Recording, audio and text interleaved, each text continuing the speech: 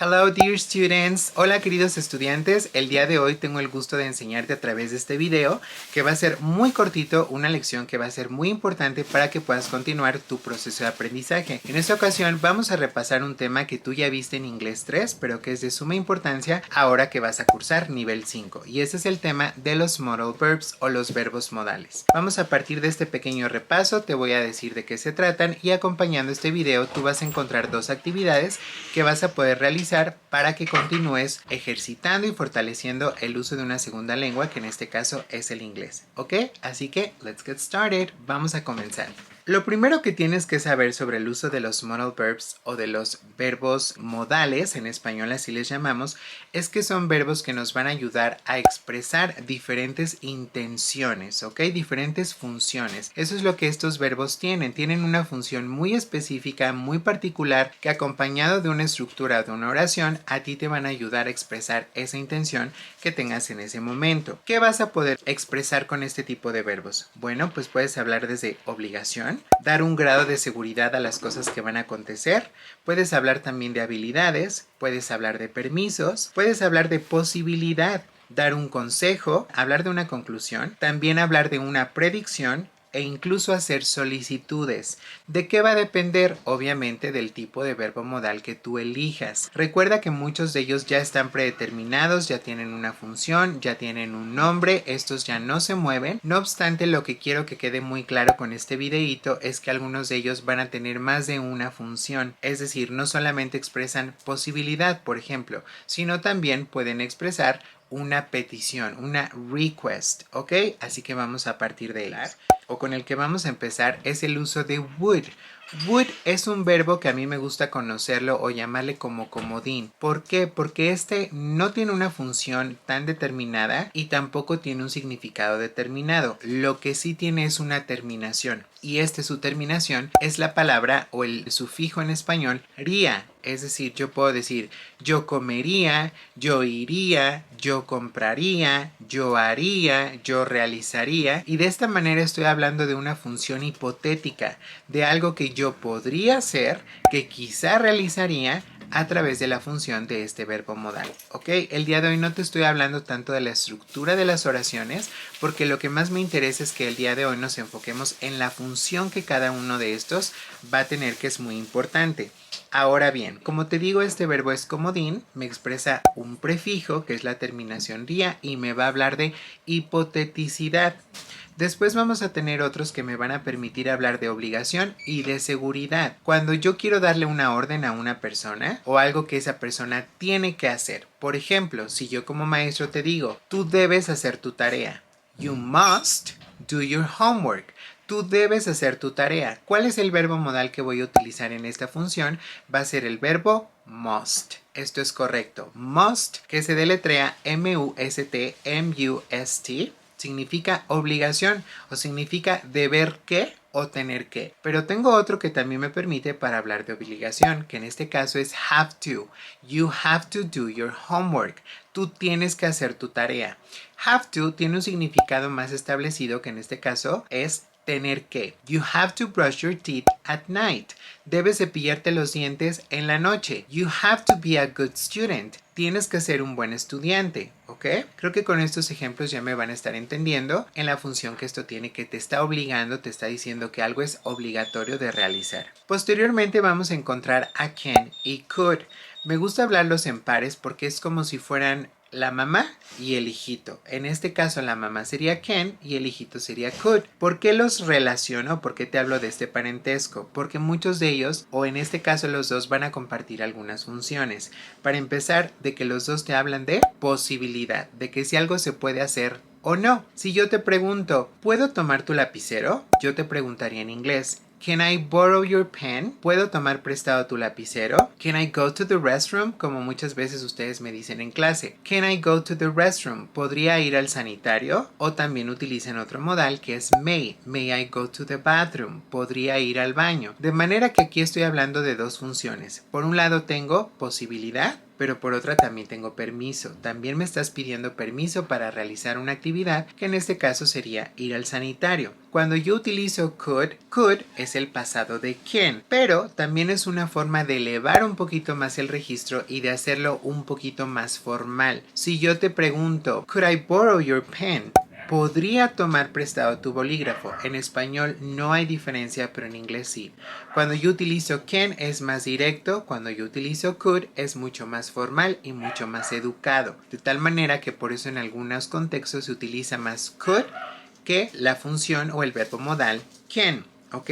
Pero también este verbo modal me va a hablar de habilidad. Por ejemplo, Superman can fly. Superman puede volar. ¿Te das cuenta cómo can significa puede? Superman can fly. I can't fly.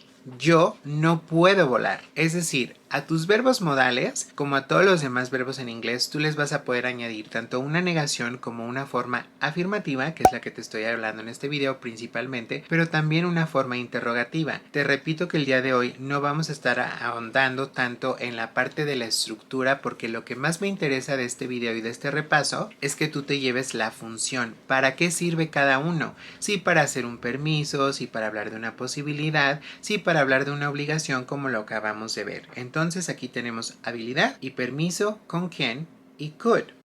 ¿Qué pasa con el uso de may y might? Estos también son familia, también podemos hablar de la mamá y del hijito. En este caso podríamos decir que may es la mamá y might es el hijito. Si yo te pregunto cuál de ellos se escucha más formal, may o might, probablemente tú me dirías que may se escucha más formal. May es el que es más educado, es el que es más formal y el que vamos a ocupar en contextos donde verdaderamente queramos hacer uso de un lenguaje muy formal, muy profesional, muy adecuado en el idioma inglés, ¿ok?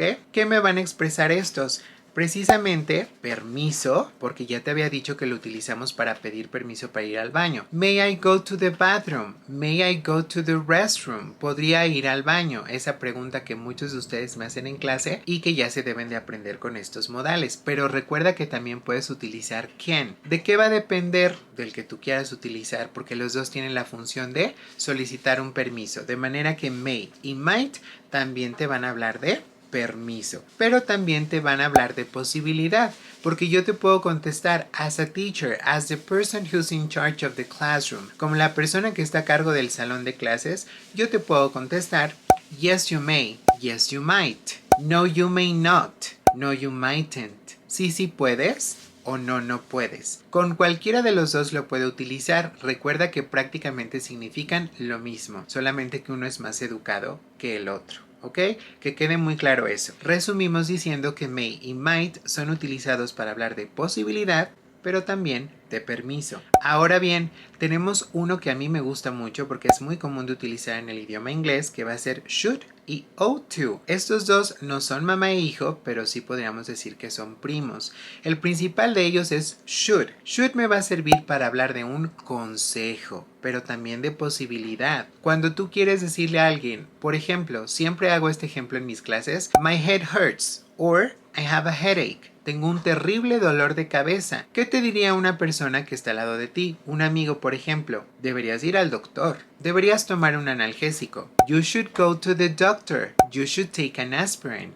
You should take some paracetamol. Deberías tomar algún paracetamol, una aspirina o bien deberías ir al doctor. ¿Qué está haciendo esta persona? Te está dando un consejo, te está diciendo algo que tú deberías de hacer para sentirte mejor. So you can feel better. Right? De manera que esta persona te está dando justamente eso, un consejo. Muy importante tomarlo en cuenta. Pero en lugar de should, esta persona, si lo desea, puede utilizar ought to, que como te había dicho anteriormente, ought to eleva un poquito más el registro, se escucha más formal, se escucha mejor y lo utilizamos principalmente en contextos académicos elevados, profesionales elevados, donde realmente queremos hacer un uso de un inglés muy polished, que esto significa muy pulido, muy profesional, ¿ok? Entonces tú dirías you ought to go to the doctor. Deberías ir al doctor. You ought to take an aspirin. Deberías tomar una aspirina, ¿ok?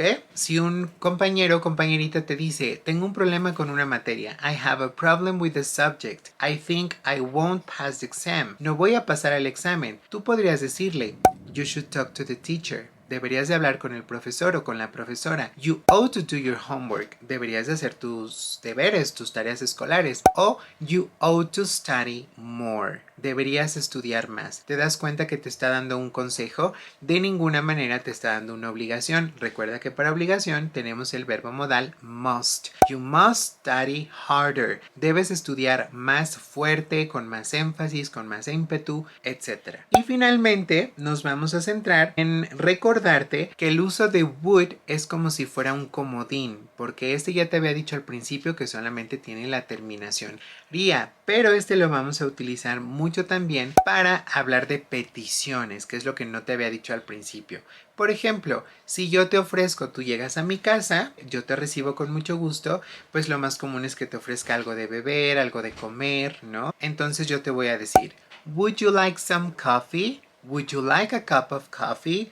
Would you like a cup of tea? ¿Te gustaría una taza de café? ¿Te gustaría una taza de té? Would you like to put your coat on the hanger? ¿Te gustaría colocar tu abrigo en el perchero? Etcétera. Would you like to go with me to the movies? ¿Te gustaría ir conmigo al cine? Vamos a utilizar mucho el verbo would para hacer preguntas. Recuerda que la pronunciación de este verbo modal, probablemente de todos los que te acabo de instruir el día de hoy, es la más complicada porque no es un would. Me pasa mucho con ustedes estudiantes que lo pronuncian como si fuera un would y esto no es correcto. La L en este caso se vuelve muda y lo pronunciamos como would, ¿ok?